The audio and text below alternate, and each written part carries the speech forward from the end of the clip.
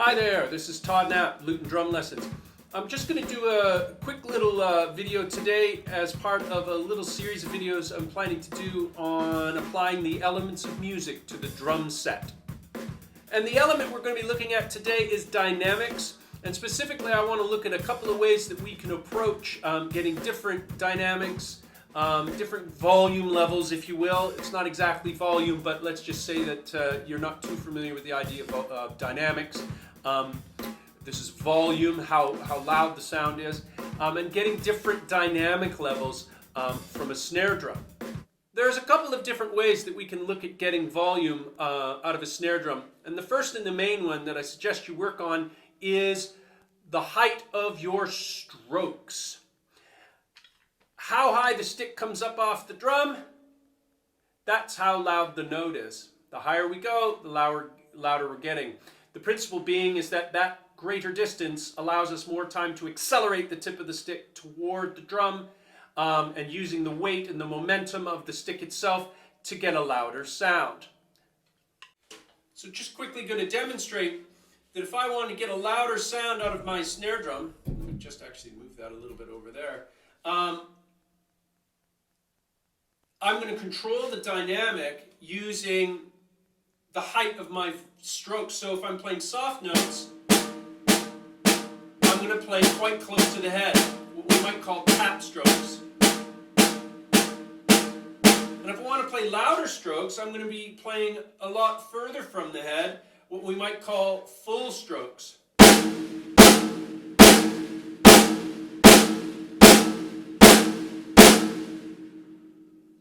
Now, if I want to change dynamic levels, I can work on different ways of doing up and down strokes to get between those two levels. But what I want to look at today is all that space in between.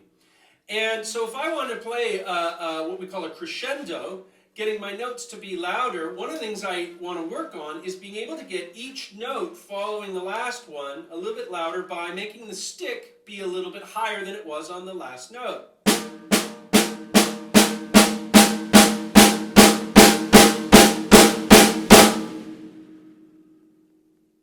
Vice versa, if I wanted to play a diminuendo, going from a loud dynamic to a softer dynamic, I would then also want to make the strokes a little bit lower each time.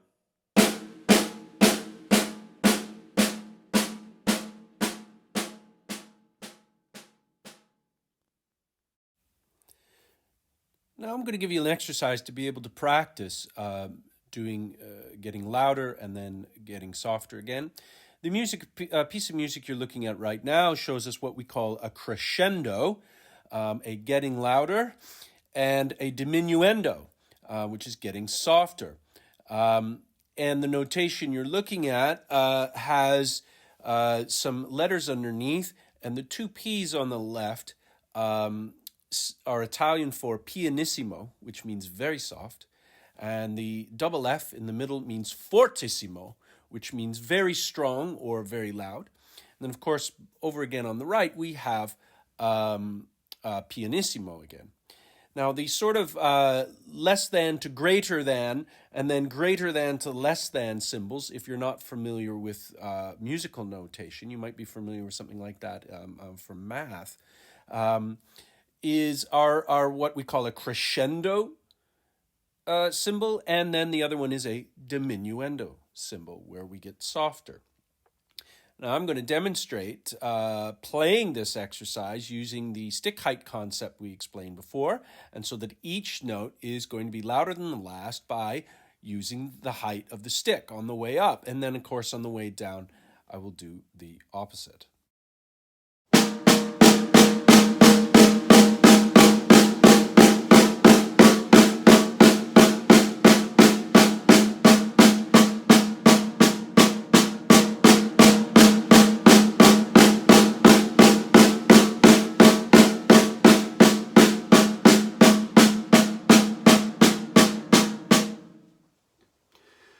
We see this is a really important technique to work on, working on control of the height of my sticks in order to get different dynamic levels.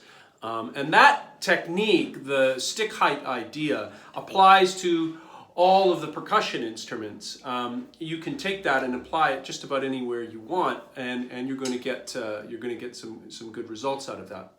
But there is another way, a little bit more specific to the snare drum, to achieve some dynamic control.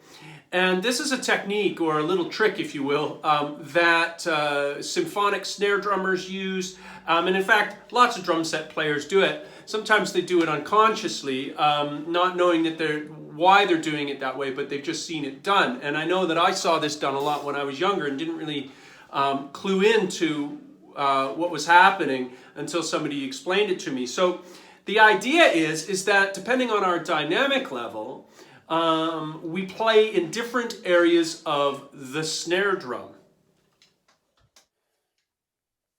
So the principle we're going to be working with here is to use different zones on the drum for different volume levels.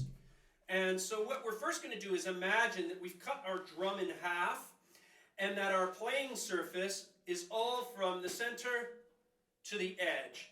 And we're going to look at that as our playing surface. And what we're going to see is that as we get closer to the edge of the snare drum, the notes get quieter all on their own. We don't actually have to change the stick height.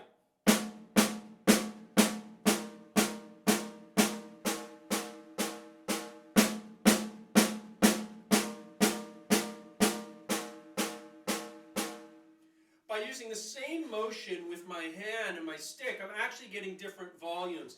And that's by using the physics of the snare drum. So when as I move from the center to the edge, less of the drum head, less of the shell, and in particular less of the snares on the bottom are vibrating when I strike it. So we actually have less physical material moving when we're playing at the edge of the drum than we do at the center of the drum. And this translates into less sound, which translates into a lower dynamic level. So if you have a quiet passage in a song, you can not only drop your stick height from a high height to a low height, you could also use the area of the drum you're playing on to change the dynamic level.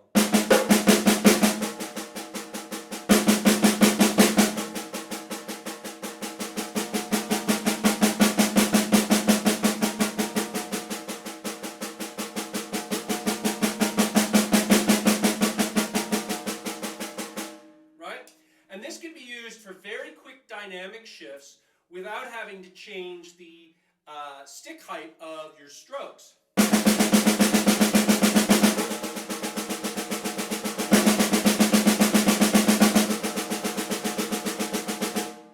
And that just makes things physically easier to do.